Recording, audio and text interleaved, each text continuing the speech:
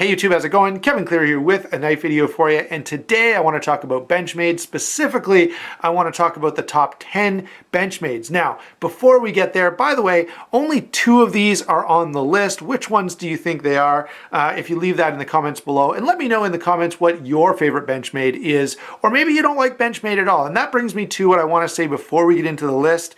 A couple of qualifiers, okay? Number one, I know that Benchmade has had some issues with quality control, with fit and finish.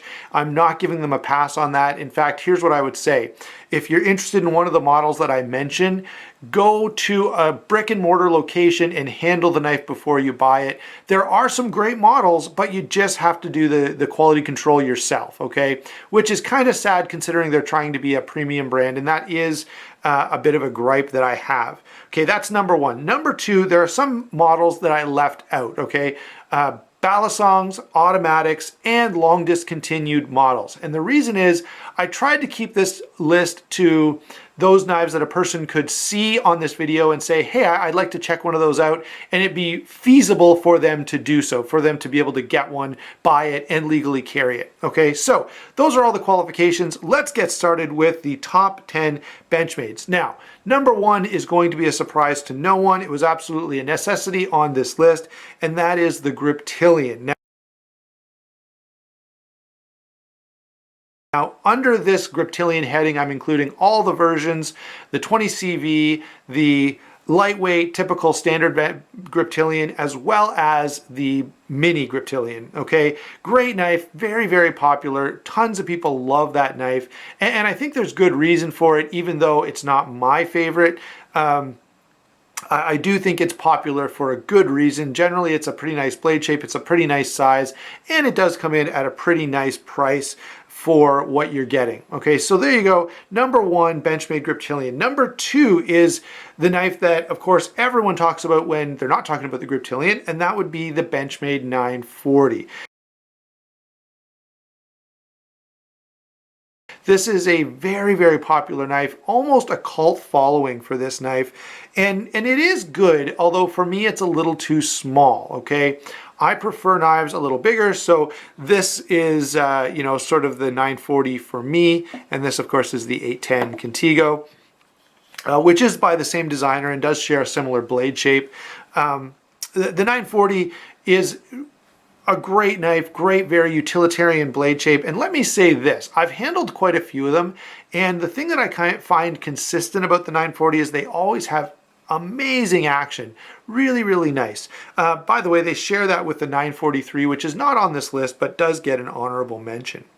Number 3 is the Crooked River. This is possibly my favorite Benchmade. I don't know that I would be able to come down hard and fast on a very favorite Benchmade, but this would definitely be a very, very top contender. This is a great knife. It's big, it's strong, it's comfortable, it's useful. Just all the things that I love about a knife. Plus, it's doing something a little bit different. It's sort of this nice marriage of modern and classic with that bolster and clip point blade. So, Crooked River, very nice. And this knife is so popular, in fact, that Benchmade is going to release a smaller version of this, which again, I bet you will do really, really well. Number 4, the 757 Vickr, 757 Vickr. This is a knife that I honestly didn't know what to think about, and I was offered it a while back in a trade. I have had one, I have used it, carried it, really, really enjoyed it. I was offered it in a trade, and you know, the value was there, so I accepted it, kind of thinking, you know, I don't know how I feel about it, but if I hate it, I know, you know, I've got a decent deal here, so I can sell it and be okay. Well, once it came, I got it in hand, and I carried it and used it a little bit, and I was like, wow. This knife is amazing. It's no wonder it's so popular, and it really is a great model.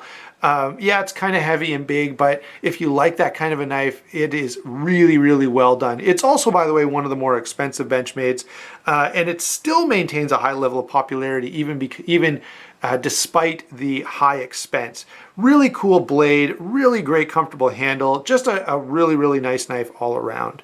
Next up, number 5, the Benchmade Contigo. Now, This guy is the KnifeWorks exclusive in M390 with the blue and black layered G10, and it is missing the glass breaker on the pommel.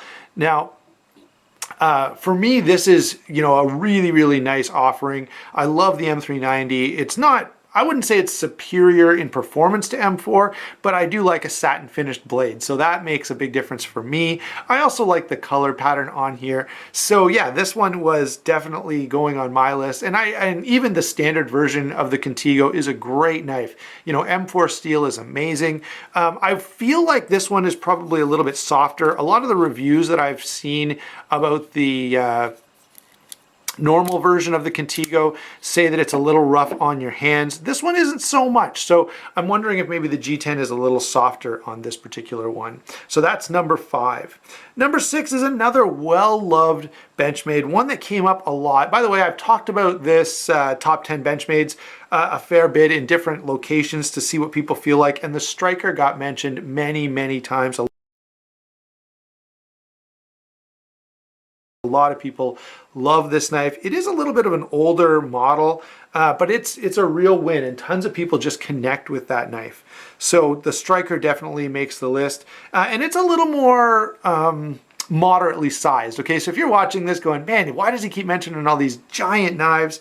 The Striker is probably a little more normal size, not going to be, too scary, or not as scary certainly as some of these others that I've mentioned. And so that may be more appealing to you if you thought the Crooked River and the Contigo and the Vicar were too big. Let's see, the next one is the opposite extreme. This is a really nice little, very thin, extremely lightweight knife, the 531 Purdue. Now this little knife is exceptional because it has a great blade shape. It's so thin, it's hard to even describe how easily it carries. You literally don't know that you have it on you at all. For me, it was just a little bit too small, and so I got rid of mine, but I definitely appreciate the design. I appreciate the amount of utility they were able to get in a very small, lightweight package. Gotta love the 531 Purdue. Next up, number 8. This is another sort of a knife that came from just conversations where over and over again people bring this knife up as being a knife they absolutely love, and it is the Mini Onslaught.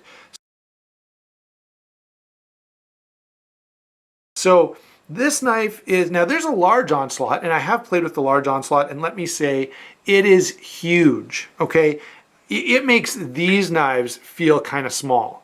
All right, it's a really big knife. So the Mini is going to be a little more practical for most people, and it's still like a 3.5-inch blade, pretty standard EDC size knife. And that's why I'm recommending it above the large. If you have special circumstances that allow you to carry the large, or if you just really like large knives, kind of like I do, maybe the large would be the way to go for you. But the Mini Onslaught is a very popular, very well done knife. Number 9, the 575 Adamas, or maybe 275, I'm sorry. The Benchmade Adamas is another Shane Siebert design like the Vicar, and like another popular Benchmade, which is not on the list, the MPR, the Mini Pocket Rocket. But the Benchmade Adamas folder, it also comes in an automatic, is this crazy overbuilt, super heavy duty knife that is not only well built and designed for really, really hard use, but it's also really nicely balanced. It doesn't fall into the trap that some hard use knives fall into, where the blade is so thick and the grind is so obtuse that you can't get anything done with it.